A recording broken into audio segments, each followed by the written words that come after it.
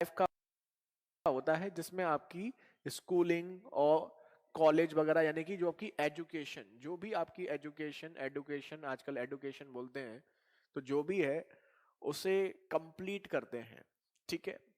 लेकिन दूसरा फेज जो स्टार्ट होता है, ये दूसरा फेज आपका होता है जॉब वाला, और ये जो फेज होता है ये बहुत ही इंपॉर्टेंट फेज होता है और ये हर किसी की लाइफ में आना ही होता है, ठीक है।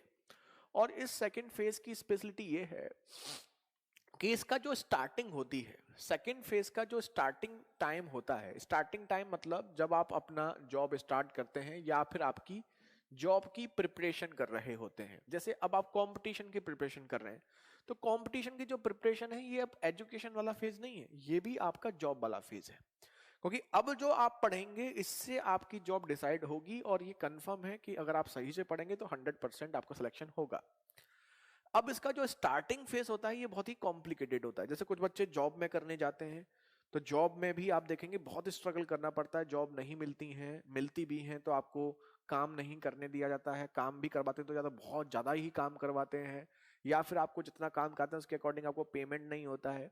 तो स्टार्टिंग में ये बहुत सारी चीजें होती हैं, और ये जो फेज है वो हर किसी की लाइफ में आपका आता है। अब जैसे कि आप में से बहुत सारे बच्चे हैं जो अच्छी एजुकेशन लेकर अभी फिलहाल प्रिपरेशन कर रहे हैं, गवर्नमेंट की प्रिपरेशन कर रहे हैं, बहुत से ऐसे भी हैं जो जस्ट कॉलेज टाइम चल रहा है उसमें भी प्रिपरेशन कर रहे हैं।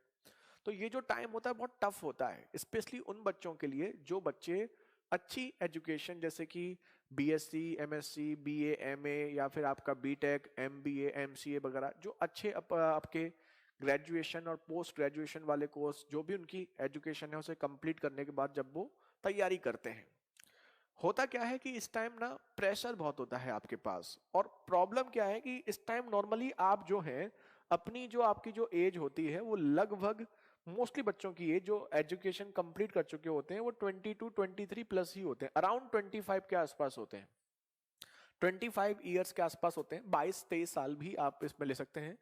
और इस टाइम आपके पास प्रेशर बहुत होता है। प्रेशर क्या होता है कि आपको अपनी लाइफ लाइफ भी, करियर वाला ऑप्शन भी सेट करना है, आपको अपनी पर्सनल लाइफ के बारे में भी पेरेंट्स आपको प्रेशराइज करते हैं, रिश्तेदार भी पूछते रहते हैं कि क्या कर रहे हो क्या नहीं कर रहे हो, और इसमें आपको थोड़ा सा दूसरे लोगों का सपोर्ट भी चाहिए होता है। क्यों?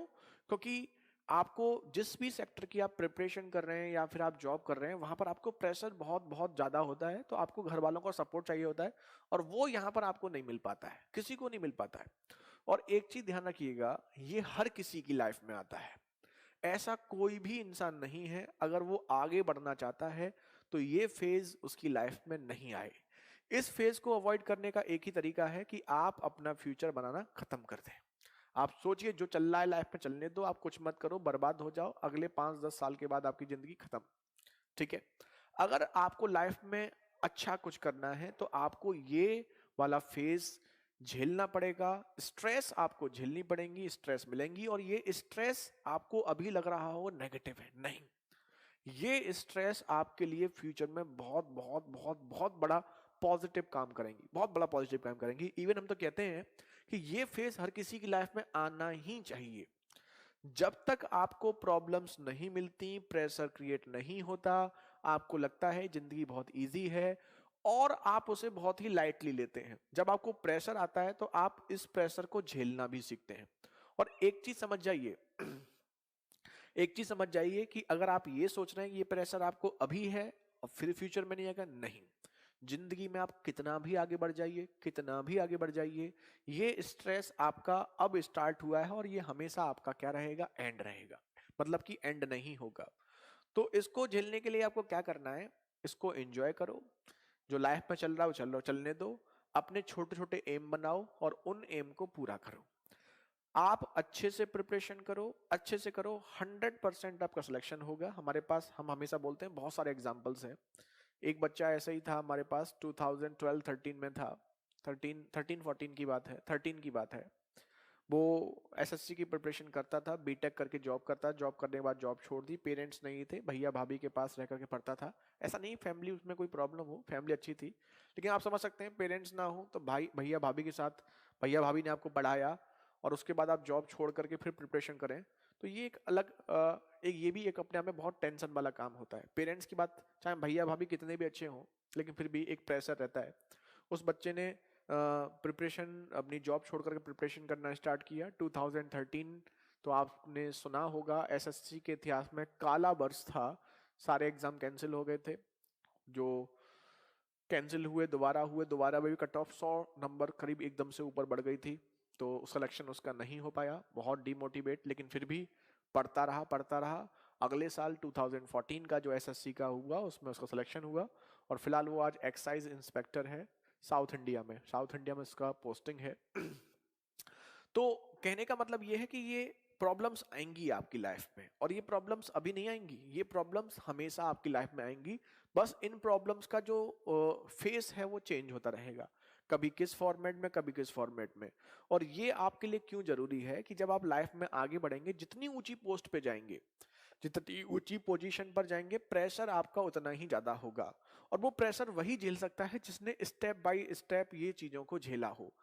इसीलिए कहते हैं कि लाइफ में एक्सपीरियंस का कोई शॉर्टकट नहीं होता। जो चीजें आप एक्सपीरियंस से सीखते हैं वो आप कैसे भी नहीं सीख सकते।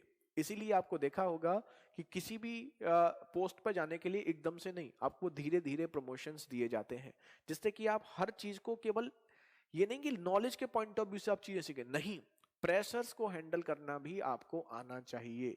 तो ये सब चलता रहेगा लाइफ में, इसके लिए चिंता मत करो, एंजॉय करो। और आपको क्या लगता है कि अभी छोड़िए, आप अपनी फैमिली में भी, हर किसी फैमिली में दो चार लोग ऐसे होते हैं जो बहुत ही सेटल्ड होते हैं, वेल सेटल्ड होते हैं, जिनके फैमिली में एग्जाम्पल्स दिए जाते हैं कि देखो वो चाचा जी ऐसे हैं, वो मामा जी ऐसे हैं। तो आप भी कहते हैं मेरे मामा जी ऐसे हैं, मेरे चाचा जी ऐसे हैं, मेरे ताऊ जी ऐसे हैं, मेरे पापा ऐसे। हर फैमिली में एक दो लोग ऐसे होते हैं, आप उनसे जरा मिलिए, कभी उनसे डिस्कस कीजिए और उनसे पूछिए कि क्या आपको ये चीजें, जिस पोजीशन पर आप ये हैं, क्या आपको ये चीजें ऐसे ही इजीली मिल गई थी? तो आपको समझ में आएगा कि आप नहीं कर रहे हैं स्ट्रगल, उन्होंने आपसे भी ज्यादा स्ट्रगल किया है। जितना ज्यादा आप इस टाइम में झेलेंगे, आप लाइफ में उतने ही निखर के आएंगे। लेकिन ध्यान रखिएगा कि डीमोटिवेट नहीं होना है। लाइफ में हमें चलता रहता है, कभी लगता है कि हाँ हमारी लाइफ बहुत अच्छी है, कभी लगता है अरे यार हमारी जिंदगी तो सबसे बुरी है। कभी कभी आपको ऐसी फीलिंग आती होंगी कि जिंदगी में सबसे खुश मैं ही हूं, मेरे पास सब कुछ है, ऐसी कोई चीज नहीं जो मेरे पास नहीं है, और फ्यूचर भी मेरा बहुत ब्राइट होगा, सब कुछ होगा। अगले ही 2-3 दिन बाद लगता होगा कि मेरी जिंदगी तो सबसे बेकार है, मर ही जाऊं, अच्छा है, भगवान ने मुझे कुछ नहीं दिया, मुझे जिंदगी में कुछ नहीं मिल पाएगा, सब कुछ खत्म हो चुका है, दुनिया खत्म हो चुकी है, मुझे मर जाना चाहिए, मुझे जीना नहीं चाहिए, मेरी जिंदगी कैसे कटेगी, मैं जी भी पाऊंगा, मैं खा भी पाऊंगा, मैं पी भी पाऊंगा, कहीं ऐसा तो नहीं मैं भिखारी हो जाऊंगा। तो ये सब लाइफ में आपके माइंड में फेसेस चलते रहते हैं, ये सब चलता रहता है। कभी आपको लगेगा बहुत अच्छा पोजीशन पे, कभी लगेगा आपको बहुत बेकार है। तो ये सब चलता रहता है, और ये हर किसी की लाइफ में चलता रहता है। लेकिन इनसे आपको नर्वस नहीं होना है, इन्हीं से आपको अपना, कह सकते हैं कि पॉजिटिव एनर्जी में कन्वर्ट करना है, और अगली स्टेप के लिए आपको तैयार हो जाना है। कोई दिक्कत नहीं, ये सब चलता रहता है, सबकी लाइफ में चलता है, कोई दिक्कत नहीं। ये मत सोचिए कि ये आप अकेले आपके साथ चल रहा है, नहीं, ये सबके साथ चलता है, ये ह्यूमन नेचर है, ह्यूमन टेंडेंसी है, हर इंसान के साथ ऐसा होता है।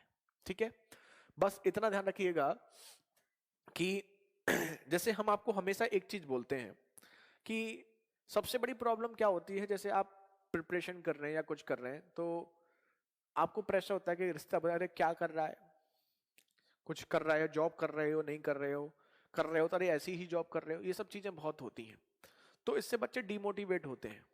क्यों होता क्या है कि ये रिलेटिव्स या रिश्तेदार, हर किसी के, या आस पड़ोस वाले, ये हर किसी के एक जैसे होते हैं, ये कॉमन है। आप भी जो किसी के पड़ोसी हैं ना, तो आप भी उनके लिए वैसे ही हैं। पड़ोसी रहे, रिश्तेदार रहे, ये हर किसी के एक जैसे होते हैं। ये आपसे बार बार जरूर पूछते हैं कि आप क्या कर रहे हैं, क्योंकि जब आप बोलते हैं कि आप कुछ नहीं कर रहे हैं, आप प्रिपरेशन कर रहे हैं, या अभी आपकी जॉब सेटल नहीं है, तो सच यकीन मानिए इनको बहुत खुशी मिलती है। और ये फिर बोलते हैं अपने आसपास वालों से कि ये बचपन से ही बेकार था, हमें पता था जिंदगी में कुछ नहीं करेगा, और देखिए कुछ नहीं कर रहा है, फर्जी बैठा है, टाइम पास कर रहा है। ठीक है, लेकिन जैसे ही आपका सिलेक्शन होगा, जैसे ही आपका सिलेक्शन होगा, तो सबसे पहले यही लोग आएंगे और कहेंगे कि बचपन से ही टैलेंटेड था, मुझे पता था कि कुछ ना कुछ करके मानेगा। तो ये वो लोग हैं जिनकी थिंकिंग आपके बारे में चेंज होती रहती है समय के साथ साथ। और इनकी थिंकिंग जो चेंज होती है वो इनकी वजह से नहीं होती है। इनकी थिंकिंग चेंज करना वो आपके हाथ में है। आप इनकी थिंकिंग को खुद चेंज कर सकते हैं। ध्यान दीजिएगा, आप इनकी थिंकिंग को खुद चेंज कर सकते हैं।